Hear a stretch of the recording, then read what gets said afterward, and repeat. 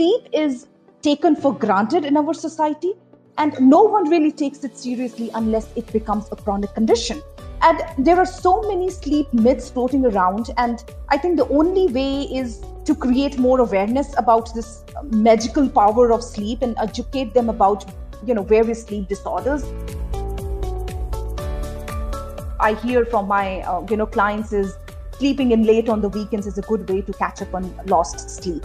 So, unfortunately, we have only one biological clock, not one for the work week and not one for the weekends.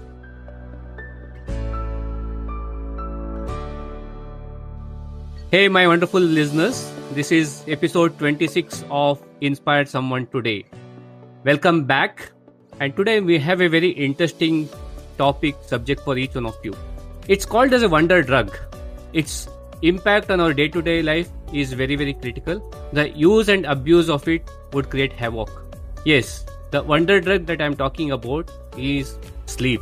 And to talk more about this topic, I'm joined today by the head of sleep science at Abhinav Bindra Targeting Performance and the founder and sleep medicine consultant, Dr. Monica Sharma.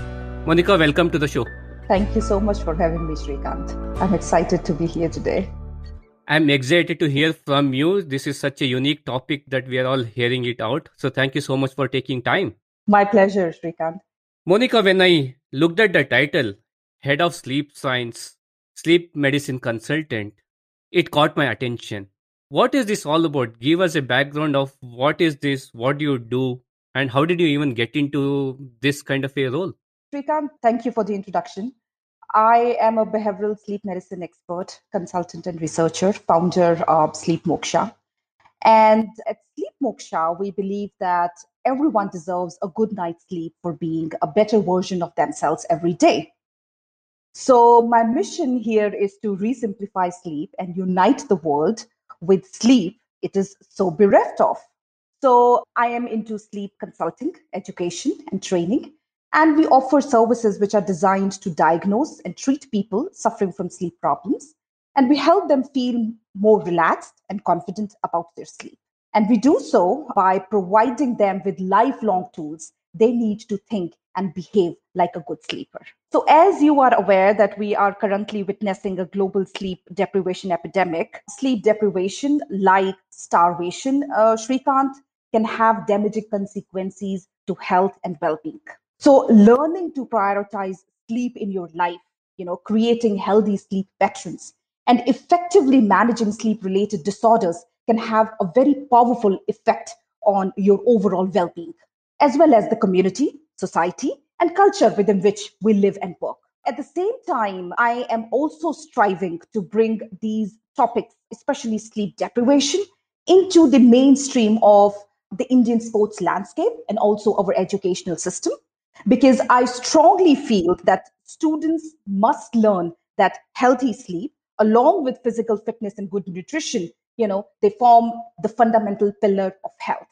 And, the thing is that however healthy we think we are, students and non-students, athletes, non-athletes, professionals, non-professionals alike, we must realize that we cannot be fully healthy unless our sleep is healthy.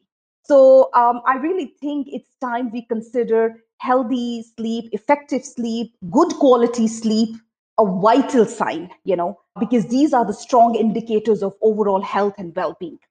And if there is something wrong with your sleep, chances are that it's affecting something else at some other level, maybe your performance, your productivity, your life satisfaction. It is causing you to weight gain, having that fuzzy headedness or brain fog, or even worsening chronic disease. So, this was the whole idea of conceiving Sleep Moksha. And this is what prompted me to have a platform where we can get together, as a community and do something about this silent epidemic. Again, there are two themes that is emerging out of this, Monica. One is we don't necessarily talk so much about sleep. So you rightly said that it has become mainstream. And secondly, you did talk about importance of some of these elements into the overall functioning of an individual. Correct. Again, for the benefit of all of the listeners out here, if you can help us to break some of the myths and ignorance about sleep, and why is sleep important in the first place? Yeah, you did articulate saying that okay, these are some of the things, but why it's important in the first place? In the last 20-25 years that I can recollect, nobody spoke about sleep as much as it's been spoken today. So if you can just throw some light around some of these pieces. See, Shrikant, the thing is, we are not sleeping enough, right? You agree that there is widespread sleep deprivation in society. And I just mentioned that it is a silent epidemic, right? Mm-hmm. 35% of people sleep less than 6 hours a night, while most need about 7 to 9 hours based on the recommendation. 48% of people have trouble falling asleep or staying asleep at least one night a week. That's almost half of the people listening to this podcast. So, if you look at it, our society is actually incompatible with sleep. So, maybe things like work and school schedules, even culture, sleep deprivation in society is an ongoing issue. And I am sure that you have come across people telling you that I sleep when I'm dead. So problem is too often people with very stressful lives, they skim on sleep as a badge of honor. We know it very well, the ethos that many companies sees sleep as an indulgence for the weak.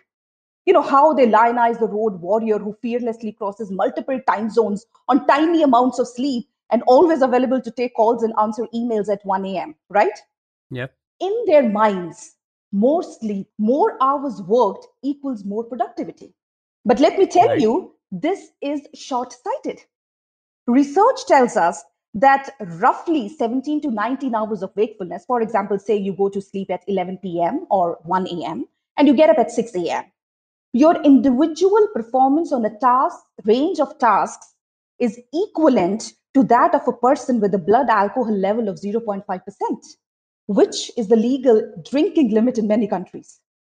Also, if we stretch it by, say, an hour or so, roughly 20 hours of wakefulness, now you go to sleep at 2 a.m., the same person's performance equals that of someone with blood alcohol level of 0.1%, which meets the legal definition of drunk.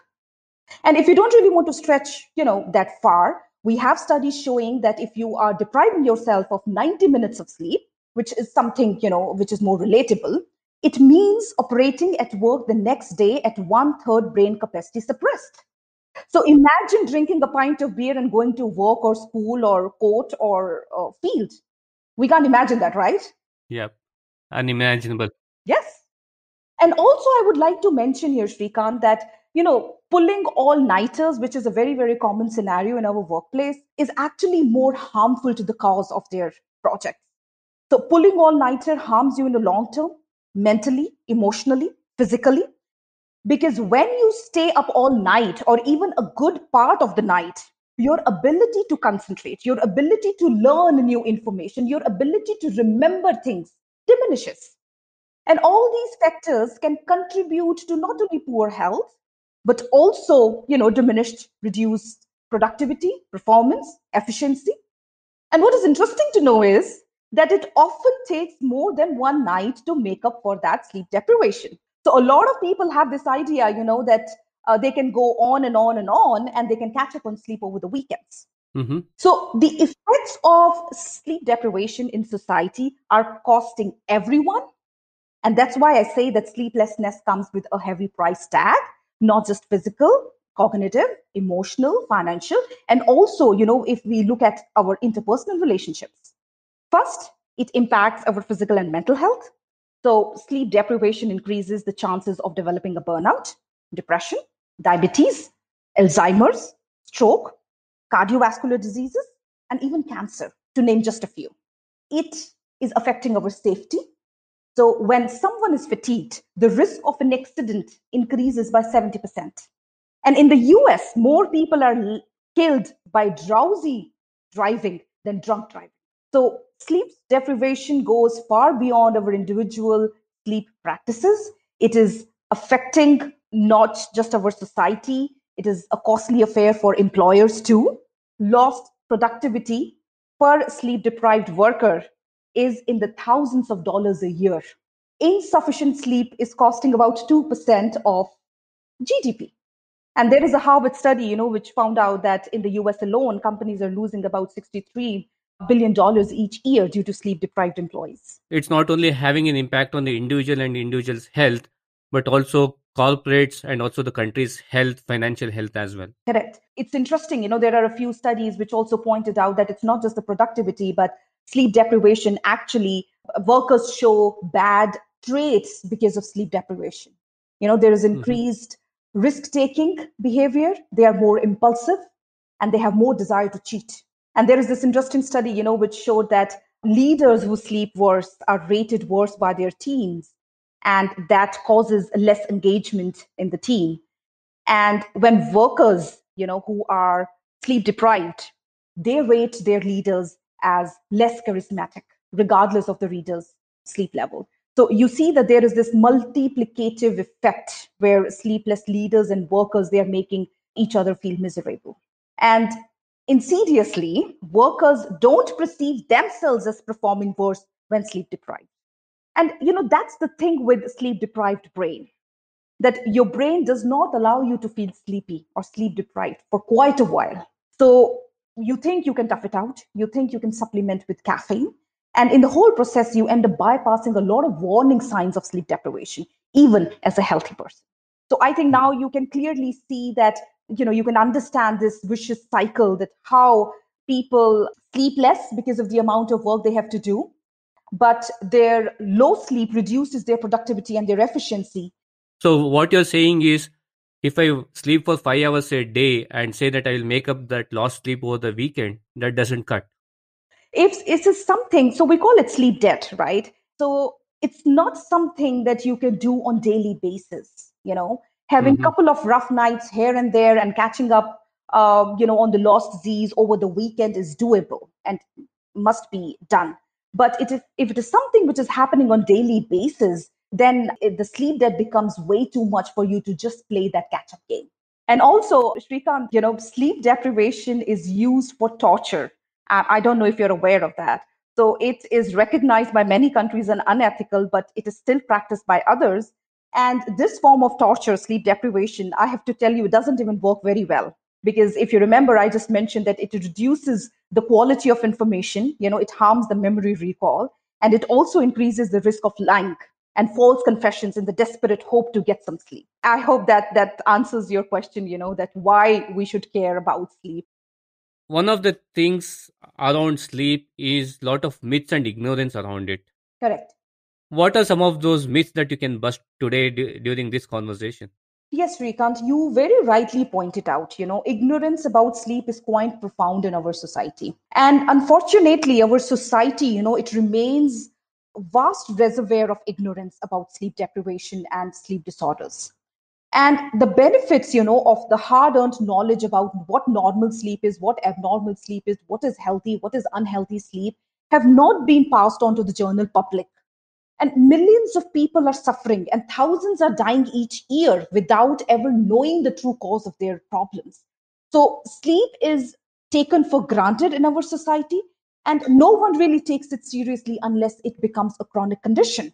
And there are so many sleep myths floating around, and I think the only way is to create more awareness about this magical power of sleep and educate them about various sleep disorders. So some of the sleep myths, what I hear most commonly, in my practice are people think that you are a good sleeper if you fall asleep within 5 minutes. So, maybe we can have that rapid fire question. So you think it's true or false? You are a good sleeper if you can fall asleep within 5 minutes, Shrikant. Yeah. So it's a myth. Mm-hmm. So a well-rested sleeper will take about, say, 15 to 20 minutes to fall asleep. And going to sleep as soon as your head hits the pillow is a sure sign of sleep deprivation or an underlying sleep issue. Other things that I hear from my clients is sleeping in late on the weekends is a good way to catch up on lost sleep. So, unfortunately, we have only one biological clock, not one for the work week and not one for the weekends, right? So you must go to bed and get up at the same time Monday through Monday. And to do otherwise would have the same effect of dieting or exercising, only on the weekends. And we know that it doesn't work that way. Also, people think that a boring meeting or a warm room or maybe a low dose of alcohol, makes you sleepy. Now, I have to tell you that a boring meeting, a warm room, or a low dose of alcohol will make you sleepy only if you are sleep deprived. So these factors simply unmask the sleepiness that is already in your body. So you are carrying a lot of sleep debt with you. If you are not sleep deprived, and if you are in a boring meeting, you may be restless and fidgety, but not really sleepy. Also, people think that they can condition themselves to need less sleep, especially, I see that in the business world a lot. So I have to tell you that you can condition yourself to wake up after just a few hours of sleep, but that does not change your need for adequate sleep, right? Your sleep requirement is hardwired. So, what is important is that you determine the amount of sleep that will permit you to be energetic and alert all day long. And you must condition yourself so that the hours in bed correspond to the sleeping phase of your circadian rhythm, and the hours out of bed correspond to the waking phase. And therefore, establish a regular sleep wake schedule, Monday through Monday, which also includes the weekends. And most commonly, people think that during sleep, their brain rests, right? So most people think of sleep as something very passive, dormant part of their daily lives. I have to tell you this, Shrikant, wakefulness contains only one single brainwave. And to be physically, psychologically, emotionally at your best, you have to experience 5 different types of brain waves every night during sleep. The sleeping brain regulates endocrine, immune, hormonal functions essentials for healthy living. So it is also a critical period for memory consolidation. So it is far from being a passive state of mind. So these are, some of the myths that I commonly hear from my clients. And also, people think that you can improve your athletic skills overnight by sleeping 8 hours. And that is absolutely true. Because in the last quartile in an 8 hour night, the brain secretes calcium into your motor cortex. So this permits well rehearsed, good athletic moves to be consolidated into motor muscle memory, which improves athleticism, reaction time, and situational awareness, which is so critical for athletic performance. So these are some of the common things, that I hear from my patients or my clients all the time. Nice. Thank you for busting those myths, doctor. So you did mention about the impact of sleep on the individual, impact it's having on organization. But what's the correlation between sleep and mental health? So, Shrikant, I always say that sleep is the unsung hero of our mental health. Mm-hmm. Research suggests that there is a two-way relationship between mental health and sleep, with poor sleep both a cause and a consequence of mental health problems. And researchers have known about the correlation between sleep quality and mental health for years. And traditionally, clinicians, they viewed sleep problems as a symptom of a mental health. But there is a wealth of data, and there is growing evidence that poor sleep quality can also contribute to the development of new psychiatric disorders and the ability to cope with existing disorders. So for many people, particularly insomnia, it can be part of the complex package of causes of mental health difficulties. So if you can sort out your sleep, you could also be taking a significant step forward in tackling a wide range of psychological and emotional problems. Insomnia, to break it down for you, it is the inability to fall asleep or stay asleep or early morning awakenings. And it plagues millions of people across all levels of mental health. And among the many published reports linking inadequate or poor sleep quality with mental health issues, you will find facts like insomniacs are nearly 10 times more likely to suffer from clinical depression and more than 17 times more likely to report clinical anxiety than normal sleepers. Individuals with two or more types of sleep problems were about 2.6 times more likely to report a suicide attempt than those without any insomnia complaints. Also, talking about sleep problems in children. So, there is a study which pointed out that 4-year-olds with serious sleep disorders have a higher risk of developing symptoms of psychiatric problems as 6-year-olds when compared to normal sleeping problems. So the thing is that we really don't know the exact reasons for this two-way relationship between sleep patterns and mental illness, but what we know is that sleep disruption seriously impacts neurotransmitters and stress hormones, which can lead to impaired thinking and the inability to regulate emotions, two of the most common symptoms of mental disorders. So my message to your listeners: to avoid mental health problems creeping in, I think all of you must adopt a healthy routine of your sleep. Evidence clearly shows that it can have a major impact on your mental health. So by understanding what affects your sleep, you can protect the mental health of yourself, and also millions of people around the globe can really protect their mental health by just sorting their sleep pattern. Also, this month we are focusing on providing information and advice and campaigning for change to improve mental well-being and recovery at Sleep Moksha. And that's the reason, we believe that we must start a national conversation about sleep. We also want to highlight how the circumstances in which millions of us find ourselves are preventing us from getting a restful night, and therefore from thriving. So we want to investigate the changes we can make as individuals and communities and as society to enable everyone get the rest and renewal we all so need at this point. And I hope that, like you, Shrikant, others will also join, this conversation and help us to get the word out. No, absolutely. You have gotten me thinking to kind of reassess my own sleeping patterns, sleeping habits, and make changes accordingly. Wonderful. Hey, dear listener, I hope you are enjoying this episode. Please do me a favor. If you think somebody in your network can benefit from listening to this episode, please do share the link with them. You never know who would need these nuggets and when. Appreciate your support and get back listening to the episode.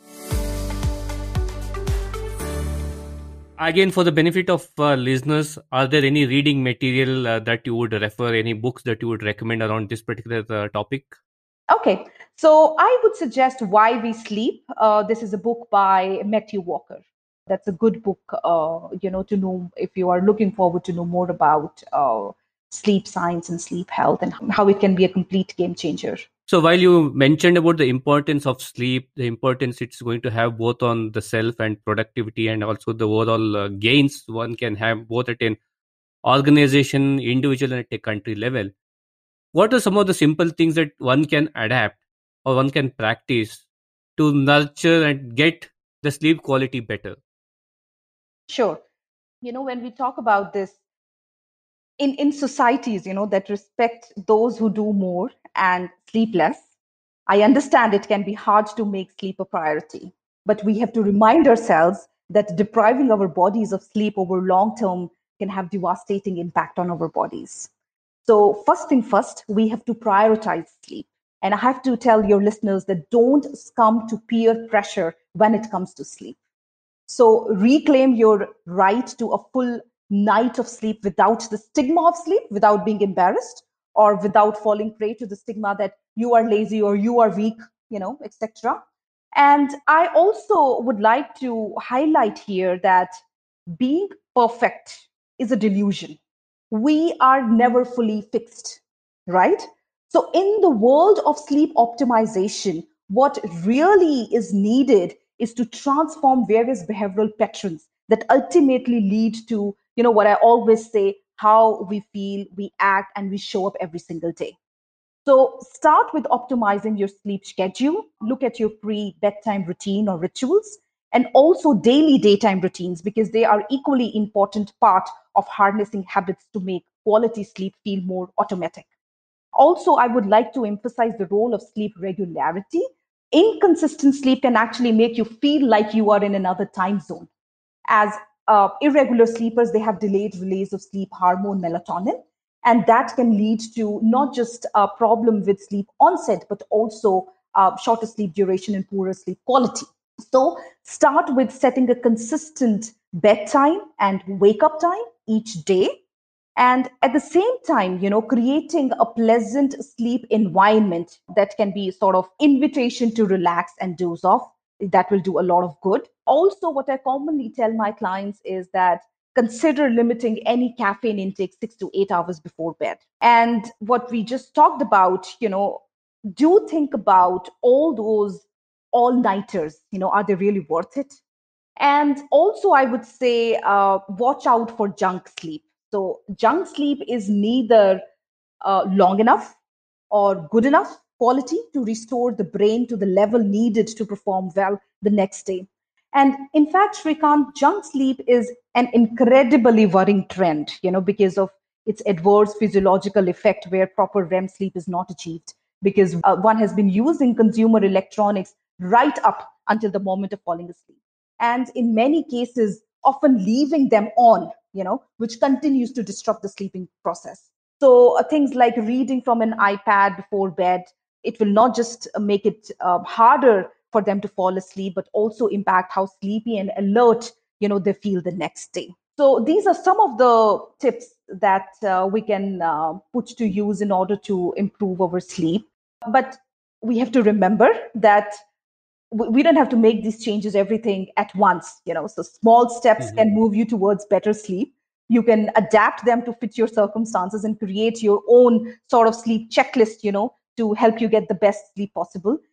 So I always recommend that it's worth testing out different adjustments, to find out what helps you or your sleep the most. So take what works and toss out what doesn't. And also, it is important to know that improving sleep habits, won't always resolve sleeping problems. So for people who have serious, say, insomnia or sleep disorders like obstructive sleep apnea, they may benefit from these tips, but other treatments are usually necessary as well. So in other words, even though, it may be beneficial, but it alone isn't a panacea. So if you have a long lasting or severe sleeping problems or excessive daytime sleepiness or tiredness, due to sleep deprivation, it's best to talk with a sleep expert who can recommend the most appropriate course of treatment. Wonderful. I think these are some pretty easy to do kind of tips that one can follow. You did mention about junk sleep and also touched upon what we very repeatedly hear called as the blue light. Mm-hmm. Particularly in this current situation where a lot of the schooling has turned into digital and there's a lot of exposure of kids to the screens. What is your take on exposure to blue lights and what needs to be done for kids and even for adults to minimize this exposure to blue light? So the thing with light is the right time. So it's all about getting light at the right time. So our sleep is greatly affected by light, you see, since our biological clocks run at about 24 hours. And sunlight influences how our bodies work, right? So the human body is sensitive to the environment. So it's important for us to pay attention to the quantity of natural and artificial light we receive and when we do it in order to have a good night of sleep. So if you get loads of light in the evening through electronic devices or artificial light, it might disrupt your biological clock and impact your sleep negatively.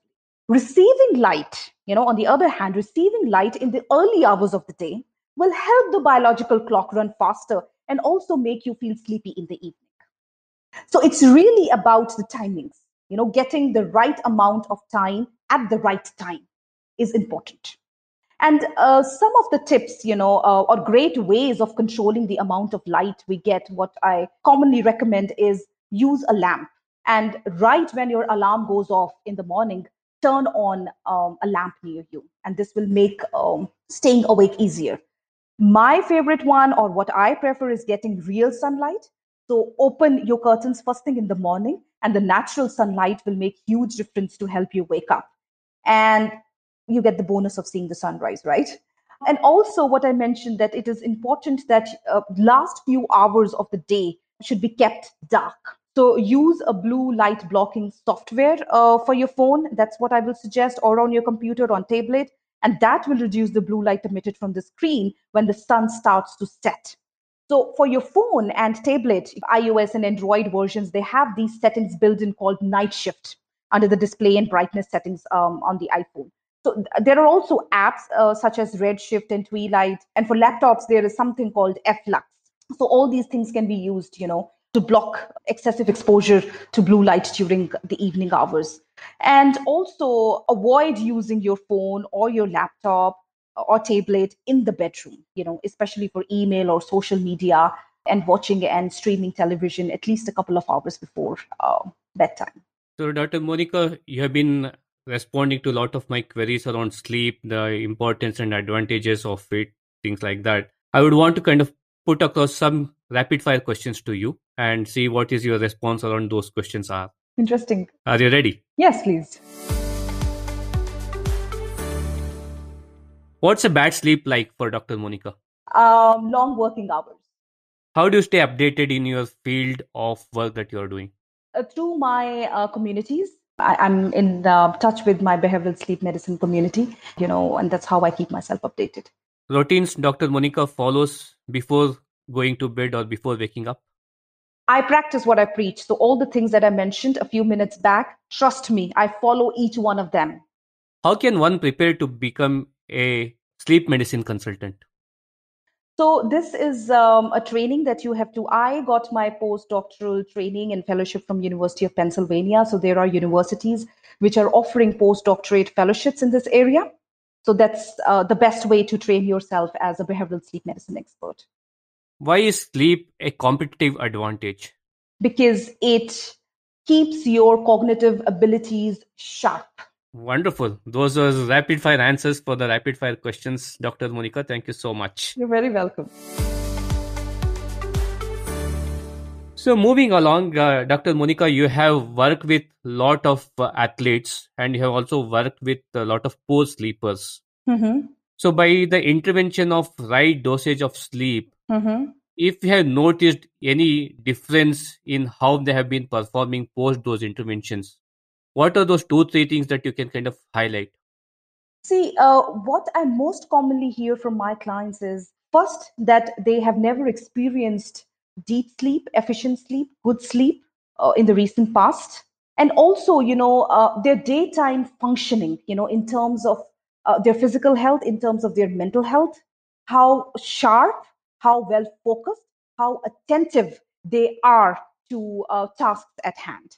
So these are some of the immediate, benefits that you get. So this is the last segment of our conversation. So Mm-hmm. this is about if there is a billboard that is out there and Dr. Monica has to put a billboard message on it. Mm-hmm. What would that billboard message be saying? I would say that let's re-simplify sleep and let's rethink the way we prioritize sleep and make it a priority. A good day starts with a good night. Yes, this is my billboard message. And I think we have our experiences. It's not difficult for us to tell us from our own experience, when we are having a good night of sleep, we wake up feeling $1,000,000 and we feel like a champion. Right in the morning, we are, ready to kickstart our day. We are full of energy and enthusiasm and we are positive, right? We are happy. That's enough, to sort of highlight all the scientific evidence that we have why sleep is important. We can tell that from our own personal experience. Wonderful. And there are a lot of sleep trackers out there in the market today. Mm-hmm. For all the want-to-be users of those sleep trackers, what is your one word of advice? You really need to know why you need to track your sleep. That's the starting point. Why do you feel the need of tracking your sleep? What is more important, quality or quantity of sleep? So let me start with breaking down this for you. Sleep duration. First, we have to understand that it's not constant. It changes with our age. For example, infants sleep way the whole day, and as you grow older, you sleep for few hours. And also, there are a host of other interfering factors, that can influence your sleep duration. For example, stress or anxiety, or maybe some underlying sleep condition, which do not allow you to sleep for long stretches of time and lead to more fragmented, distorted, restless sleep. And as a result, you might find yourself waking up frequently and tossing and turning in bed, right? And in this hyper-connected world, we end up spending a lot of time in front of our computer screens and on our phones, and that too negatively impacts our sleep duration. So that's why it is important to understand that the amount of hours you are in bed is not equivalent to the duration of sleep.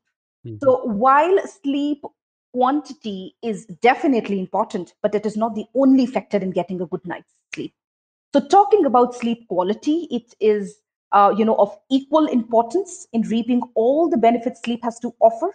In fact, sleep quality is a vital sign. It's a good indicator of overall health, mood, and performance, right? And sleep quality essentially, is deep, restorative, and uninterrupted sleep. So it is actually the quality that determines how well you will be able to function the next day. It is how we feel, we act, we react, right?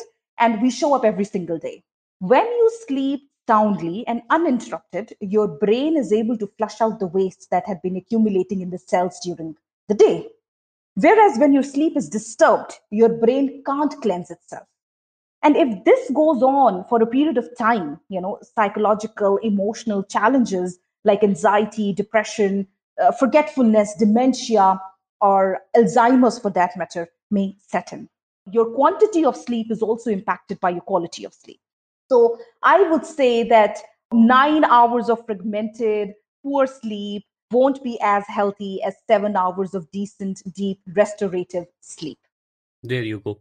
So quality of sleep is much, much important and critical than the number of hours that one gets to sleep. Yes. Finally, in closing, Inspire Someone today is all about creating ripples of inspiration. What is Dr. Monica's Inspire Someone Today message to all the listeners? It goes without saying that sleep is essential for leading a healthy life. It is the very foundation from which all life grows. We need sleep, and in the sense, we are programmed to be sure that we get it. So if there is one thing that you can do to recharge and rejuvenate your brain and your body health every single day, is sleep.